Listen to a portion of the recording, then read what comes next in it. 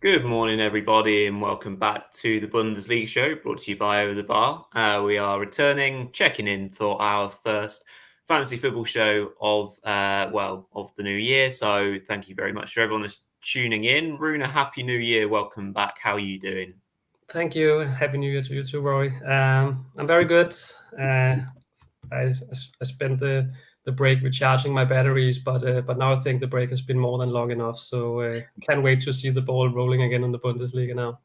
Absolutely, yeah. So this morning's show, we're going to be doing obviously our another fresh draft ahead of what is going to be a long Bundesliga, kind of session, shall we say, until another international break. So we've got obviously Rune's got himself a team ready, which we're going to show and share with you in a moment's time. Before we do get cracking, please do drop a thumbs up for the first fantasy show of 2024. That'd be fantastic.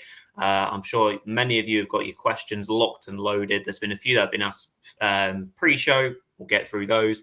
Anything that comes through, we'll do our best to answer in the time that we have this morning. Of course, red button and subscribe to the channel. Of course, do not forget to follow Bulinews over on X or Twitter, and of course Rune. But yeah, Bulinews is where you'll be getting all those excellent and up-to-date Bundesliga stories. So let's and yeah, happy New Year, Sophia, as well. Thank you very much for the comment. Yeah, let's get cracking then, and we're going to start with goalkeepers because it's a fantasy draft, of course. So let me just get the two picks scrolling below at the bottom of your screens. There we go.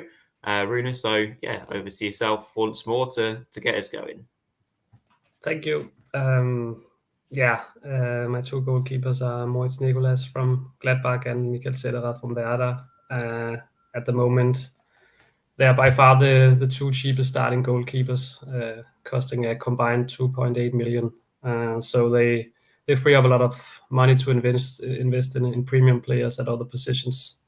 Nicolas will lose his spot eventually when Omlin returns, but he's not expected to return to team training until February, and will need some time to work his way back after that. So I think the duo of Nicolas and Cederer should work for a pretty long time, and two pretty solid goalkeepers that will help you free up funds for other great assets at other positions. Yeah, absolutely. We're sticking with that same kind of methodology of obviously bringing in those cheaper goalkeepers. Of course, if anyone has any other ideas in terms of wanting to put in those stronger, then that's totally up to you and your method. But that's the way that Rune and I have been doing it all season long, and I think I've had Nicolas in my team pretty much all the way through. But once, as Rune alluded to, once Jonas Omlin is back from injury, it's likely that Nicolas will lose his place. And I think based on the matchups, I guess Nicolas will be. You'd expect him to be fairly busy against Stuttgart this weekend, but you might get some points as a result. So there you are. That's the easy part. That's the goalkeeper's done. So we'll move on to to Rune's 5 defenders. So Rune, obviously some fairly obvious picks in there, but some interesting ones as well. So I'll again hand over to yourself. Yeah, you're right. A lot of obvious picks in my team generally, but one of the players that maybe sets it apart from other teams is Jordi Makengo from Freiburg. As many others did, I went with Traoré from Heidenheim for a long while, but I'm not really sure he'll start this time because Marlon Bush is back from injury. He's worked his way back and seems fully fit now. So it's a bit of a 50-50 situation between Bush and Traoré, and that has forced me to look at other options. And I think Makengo is one of the more interesting ones in the same price category, and I think he has a better chance of starting too. He made a really he had a really good ending to last year. Fought his way into the starting 11 and started a few games.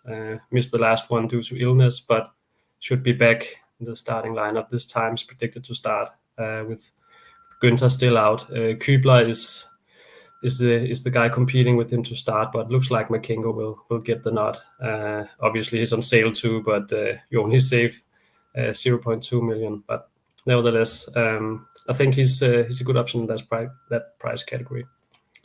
My next pick is Maximilian Mittelstedt, who I also think offers a lot of value for money. 6.8 million. It's a very good price for him, I think. He's been doing really well for Stuttgart for a while now, while Ito has been out with injury, and now Ito is at the Asian Cup.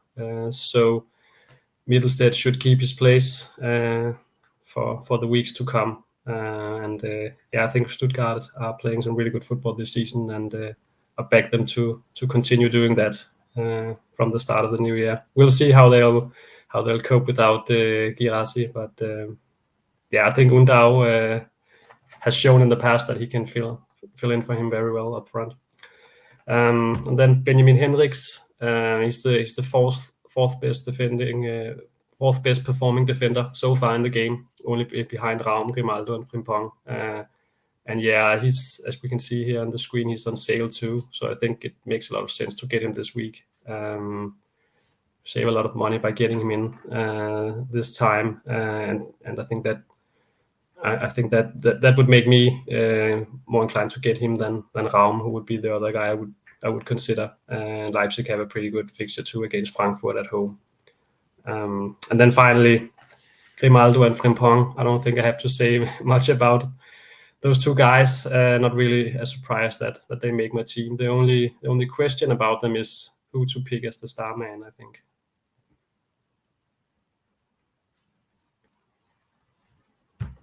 Absolutely. Completely makes sense. Those last two slightly harder on who to pick. Obviously, Frimpong also on sale. Not that would really change our minds on whether to buy him or not. It just makes him even more worthwhile. Happy New Year to you as well, FPL Thinker. Thank you very much for tuning in. We're both doing well. We hope you are also. Of course, if you're watching live, if you do have any questions, please do, don't hesitate to get them in, especially when we're pushing further up the field into the midfielders and forwards category. I'm sure there's going to be lots of questions around the, what do I do with my players around the AFCON kind of players being away. So that would definitely be questions that have come up as well. FBL Thinker also just saying was in the top 20 but had a rough few weeks, fell outside the top 50, but will you use Rune's tips well to climb back up? That's very good going, Power. I'm not sure. I think checking before Christmas I was in the top inside the top 3,000, which for me is amazing. And mainly because of you, Rune. I don't know how have you been doing pre-Christmas? A bit like with FBL Thinker, not too well. I think I'm 98th at the moment, so still obviously a very good position. But I compared to last season, it's not as good. But yeah, still a long season, and it is. There'll be plenty of time to climb up the rankings. Yeah, absolutely, and plenty of time to be picking those naughty little differentials where we need to make up ground if we can do. But yeah, we'll move on to our midfielders. So they're again running through the bottom of the screen, and then we'll have a little break for the pre-asked questions before we move on to forwards. But over to you, Rune, to talk us through your midfielder picks. Yeah, it's I've picked 5 premium guys, and I can't really see anyway without these 5 players. I think they make a lot of sense, all 5 of them. First off, Jamal Musiala. I think he will. I think the break came at a good time for him. I think Bayern will be hoping that he used it to return to full fitness and get back to his best form. He's starting the year with good games against Hoffenheim and Werder at home, where I think he should have a good chance to do really well. yeah, then Xavi Simons is the second best midfielder behind Florian Wirtz this season in the game, and very hard to ignore. Too pretty much involved in everything Leipzig do offensively.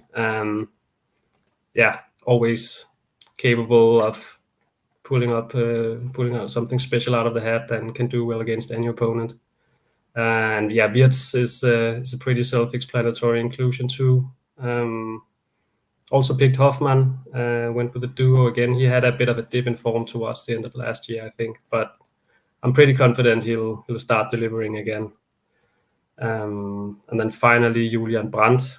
I think he's been much more inconsistent this season than last, but with Dortmund facing a really leaky Darmstadt side, I think it makes a lot of sense to get Brandt this week.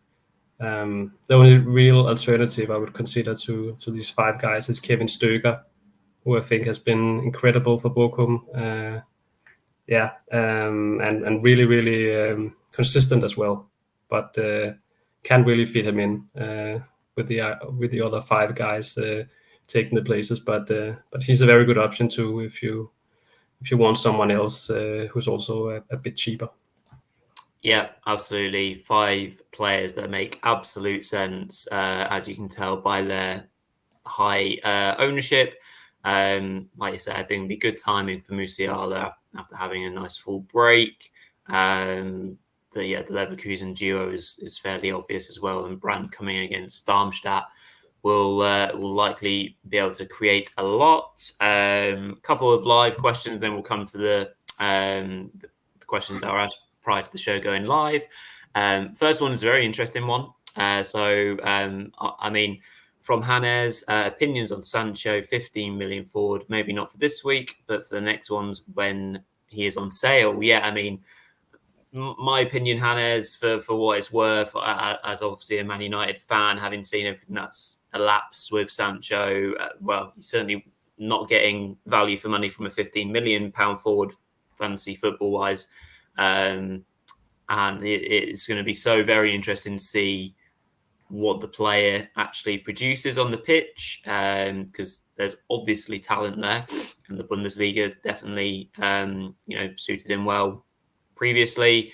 Rune, would you consider giving Sancho a go once he comes in? But I presume you'd want to see what end product he's producing first and foremost.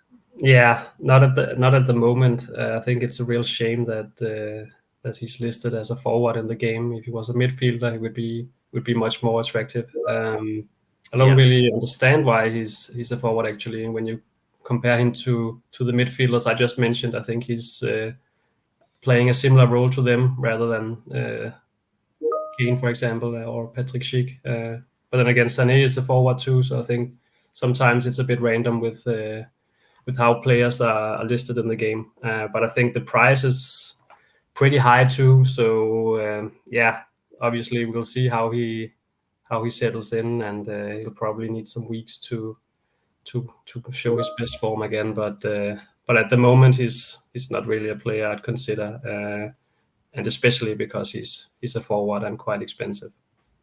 Yeah, to throw him in straight away at 15 million, I know, it's the name and it's the nostalgia. It just seems a bit premature, to be honest, but not right now, Hannes, anyway. Sophia's asked off the back of that, how do we think Sancho impacts on Brandt's performance? And, whether he comes in and starts to, work well with him or similarly upset the apple cart in a way. What do you think about Sophia's comment there, Rune?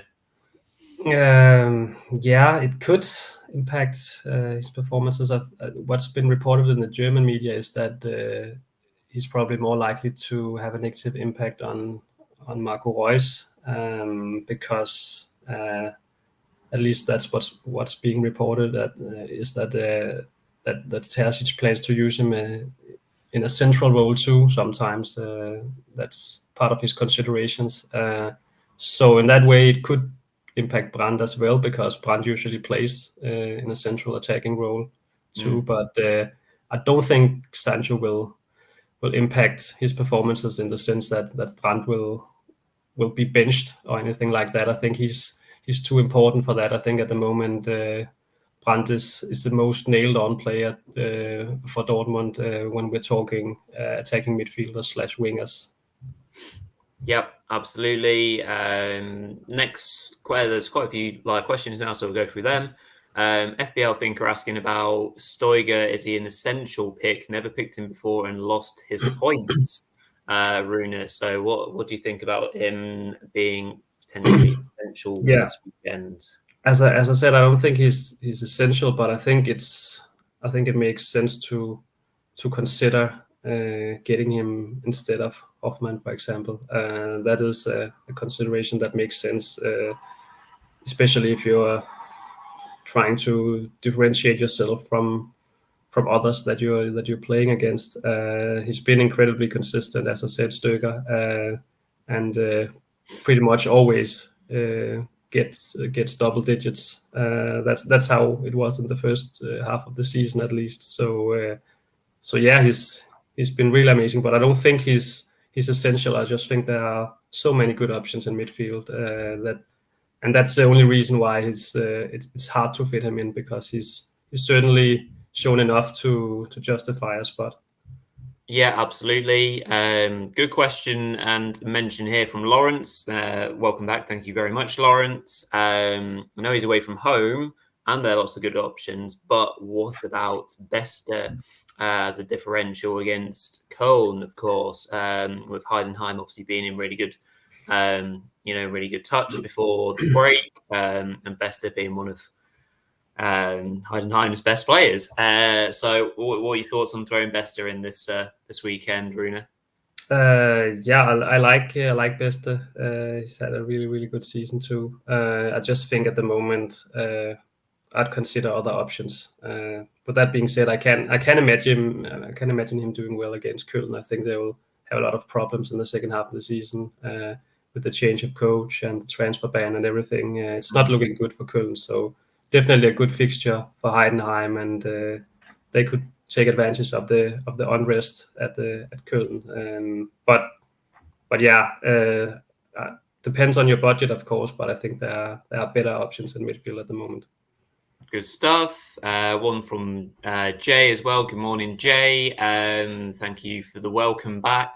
Musiala or Brandt for this weekend. So if you had to pick, Rune, I think I'd be erring on the side of Musiala, just from the sake of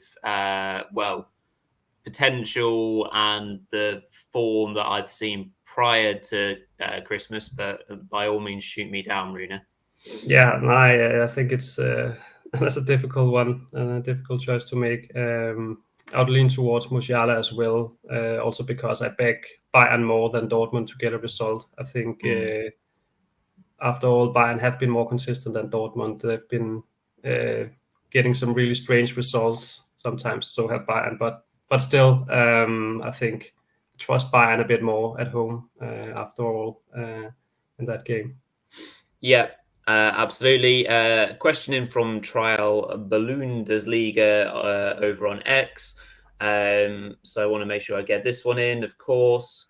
So the question being, Undav has put up big points with Guirassy in a two-man front. Can he continue his hot form as a solo striker during Guirassy's absence at AFCON?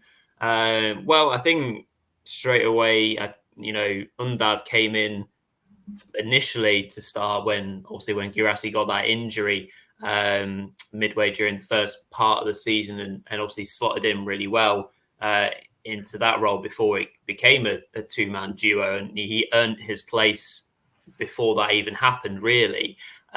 So there's absolutely no reason why he can't continue it, and obviously the players around him, picking up the slack in that sense, the likes of Furyk and co. As long as he's getting support in that sense and being fed in a way, I see no reason why he wouldn't put up similar performances. I don't know if you agree or not, Rune.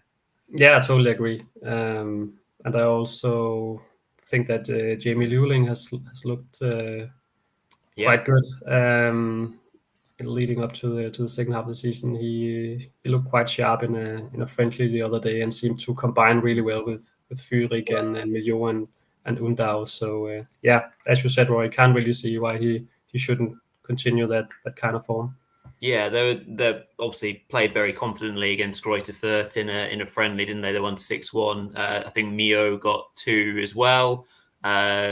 So yeah, they were looking like they're in confident mood still, and why wouldn't they be? So if that continues against at times a lackluster Gladbach defence, then they could have a great afternoon. We'll obviously have to see. And then, sorry, the final question before we move on to the strikers, because I know everyone will be waiting for those. It's from Jason Knoll on X as well. So his question being, who do you prefer for a third forward, Openda or Paddy Schick? Well, I mean, that's probably perfect timing, Jason, for us to move on to the strikers. So I shall click them in so you can see them scrolling along the bottom. And you may well get your answer in a second, Jason. So I'll hand over to you, Rune, to run through your front 3. Yeah, definitely Patrick Schick. I think based on how he ended 2023 with a hat trick against Bochum, he looks more than ready to step in for Boniface, who's injured until April. So Schick should be a player you could bring in now and keep for a long time. And the likes of Wirtz and Hoffmann and Frimpong and Grimaldo, they're going to set up so many chances for him. So it will be almost impossible for a clinical striker like Patrick Schick not to get a lot of goals out of that. So I think a really obvious player to get in now at this stage. And then I went with the usual suspects, Leroy Sané and Kane, Bayern's new deadly duo up front. Obviously, they've both been in amazing form this season. Bayern's 2 best players and the best performing strikers in the game. So yeah, and Bayern have a few good fixtures coming up as well at home. So they also make a lot of sense. I think this trio, looks really, really promising. So definitely the safe option would be to go with those 3. If you want to go a different route, you could swap out Schick or Sané for someone else, and that could be Openda, for example, or Undav. Jonas Wind, Wolfsburg have a pretty good run of fixtures too, or even Niklas Füllkrug, given Dortmund's good fixture against Darmstadt this week. But of course, that would be much more risky. I think Schick, Sané, and Kane is a pretty deadly trio. Yeah, I think you're erring on the dangerous side if you go with any other front 3. Of course, you're absolutely in your own rights to pick who you want, as there are some decent other options. As Rune alluded to, I think the midfield is more up for grabs in terms of better options. So I think I'll definitely be going for that front 3. But there we have it. Don't think there's any more live questions. Don't think we've missed any. So just whilst we're summing up, if you have any last minute thoughts, please do shout up. There's nothing more on X that I can see that's been sent in. So perfect timing really to finish off for our first fantasy show of the year. So thank you to everyone, as per usual, for watching and getting involved. Oh yeah, that's a good point actually. Hannah's has just asked about stars. So you mentioned starring who we might do in defence, Rune. So what about thoughts on a star in midfield, and then we can maybe do forwards, but that's obviously a tricky one as well.